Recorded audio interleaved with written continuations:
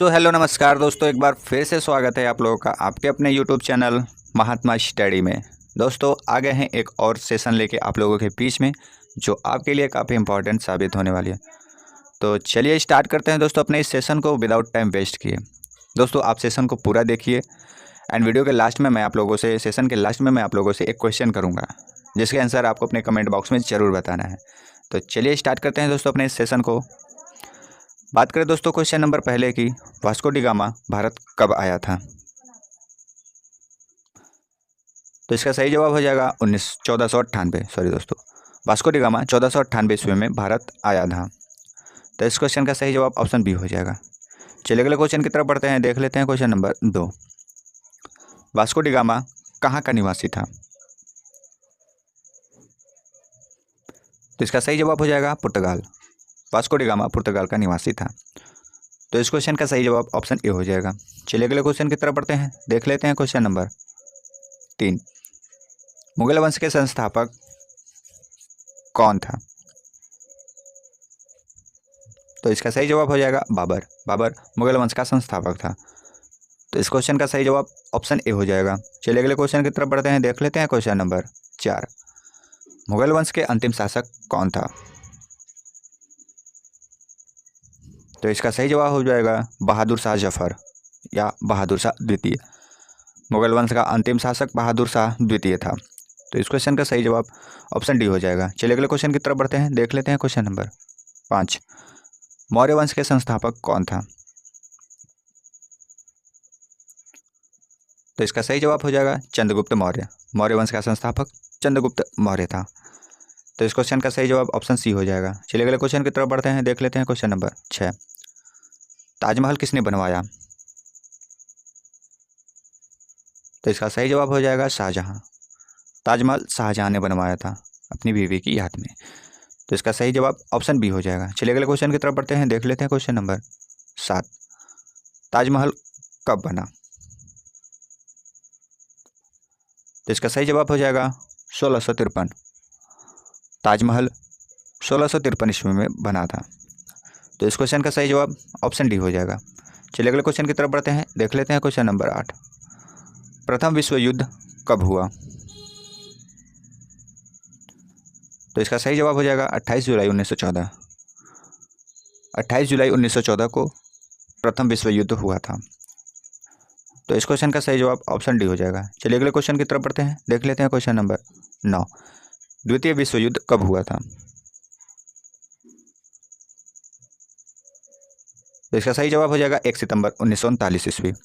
1 सितंबर 1939 ईस्वी को द्वितीय विश्व युद्ध हुआ था। तो इस क्वेश्चन का सही जवाब ऑप्शन ए हो जाएगा। चलिए अगले क्वेश्चन की तरफ बढ़ते हैं, देख लेते हैं क्वेश्चन नंबर 10। पहला परमाणु बम कब गिराया गया था? तो इसका सही जवाब हो जाएगा 6 अगस्त 1945। पहला परमाणु बम 6 अगस्त 1945 को गिराया गया था। तो इस क्वेश्चन का सही जवाब ऑप्शन डी हो जाएगा। चलिए अगले क्वेश्चन की तरफ बढ़ते हैं, देख लेते हैं क्वेश्चन नंबर 11। जापान पर परमाणु बम किसने गिराया था? तो इसका सही जवाब हो जाएगा अमेरिका। जापान पर परमाणु बम अमेरिका ने गिराया था। तो इस क्वेश्चन का सही जवाब ऑप्शन सी हो जाएगा। चलिए अगले क्वेश्चन की तरफ बढ़ते हैं, देख लेते हैं क्वेश्चन नंबर 12। जापान के किस शहर में पहला परमाणु बम गिराया गया था? तो इसका सही जवाब हो जाएगा हिरोशिमा। जापान के हिरोशिमा शहर में पहला परमाणु बम गिराया गया था। तो इस क्वेश्चन का सही जवाब ऑप्शन ए हो जाएगा। चलिए अगले क्वेश्चन की तरफ बढ़ते हैं, देख लेते हैं क्वेश्चन नंबर 13। जापान में दूसरा परमाणु हमला कब हुआ था? तो इसका सही जवाब हो जाएगा 9 अगस्त 1945। 9 अगस्त 1945 को जापान में दूसरा परमाणु हमला हुआ था। तो इस क्वेश्चन का सही जवाब ऑप्शन बी हो जाएगा। चलिए अगले क्वेश्चन की तरफ बढ़ते हैं, देख लेते हैं क्वेश्चन नंबर 14। हड़प्पा किस नदी के तट पर स्थित है? तो इसका सही जवाब हो जाएगा रावी। हड़प्पा रावी नदी के तट पर स्थित है। तो इस क्वेश्चन का सही जवाब ऑप्शन बी हो जाएगा। चलिए अगले क्वेश्चन की तरफ बढ़ते हैं, देख लेते हैं क्वेश्चन नंबर 15। मोहनजोदड़ो किस नदी के किनारे स्थित है? तो इसका सही जवाब हो जाएगा सिंधु नदी। मोहनजोदड़ो सिंधु नदी के किनारे स्थित है। तो इस क्वेश्चन का सही जवाब ऑप्शन सी हो जाएगा। चलिए अगले क्वेश्चन की तरफ बढ़ते हैं, देख लेते हैं क्वेश्चन नंबर 16। गुप्त वंश के संस्थापक कौन था? तो इसका सही जवाब हो जाएगा श्रीगुप्त। गुप्त वंश का संस्थापक श्रीगुप्त था। तो इस क्वेश्चन का सही जवाब ऑप्शन बी हो जाएगा। चलिए अगले क्वेश्चन की तरफ बढ़ते हैं, देख लेते हैं क्वेश्चन नंबर 17। नालंदा विश्वविद्यालय का स्थापना किसने किया? तो इसका सही जवाब हो जाएगा कुमारगुप्त। नालंदा विश्वविद्यालय जो बिहार में है, इसका निर्माण, इसकी स्थापना कुमारगुप्त ने किया था। तो इस क्वेश्चन का सही जवाब ऑप्शन बी हो जाएगा। चलिए अगले क्वेश्चन की तरफ बढ़ते हैं, देख लेते हैं क्वेश्चन नंबर 18। गुप्त वंश के अंतिम शासक कौन था? तो इसका सही जवाब हो जाएगा विष्णुगुप्त। गुप्त वंश का अंतिम शासक विष्णुगुप्त था। तो इस क्वेश्चन का सही जवाब ऑप्शन सी हो जाएगा। चलिए अगले क्वेश्चन की तरफ बढ़ते हैं, देख लेते हैं क्वेश्चन नंबर 19। सम्राट अशोक किस वंश का था? तो इसका सही जवाब हो जाएगा मौर्य वंश। सम्राट अशोक मौर्य वंश का था। तो इस क्वेश्चन का सही जवाब ऑप्शन ए हो जाएगा। चलिए अगले क्वेश्चन की तरफ बढ़ते हैं, देख लेते हैं क्वेश्चन नंबर 20। अशोक ने किस धर्म को अपना लिया था? तो इसका सही जवाब हो जाएगा बौद्ध धर्म। अशोक बौद्ध धर्म को अपना लिया था। तो इस क्वेश्चन का सही जवाब ऑप्शन बी हो जाएगा। चलिए अगले क्वेश्चन की तरफ बढ़ते हैं, देख लेते हैं क्वेश्चन नंबर 21। तराइन का प्रथम युद्ध कब हुआ था? तो इसका सही जवाब हो जाएगा 1191 ईस्वी में। तराइन का प्रथम युद्ध 1191 ईस्वी में हुआ था। तो इस क्वेश्चन का सही जवाब ऑप्शन बी हो जाएगा। चलिए अगले क्वेश्चन की तरफ बढ़ते हैं, देख लेते हैं क्वेश्चन नंबर 22। तराइन का द्वितीय युद्ध कब हुआ था?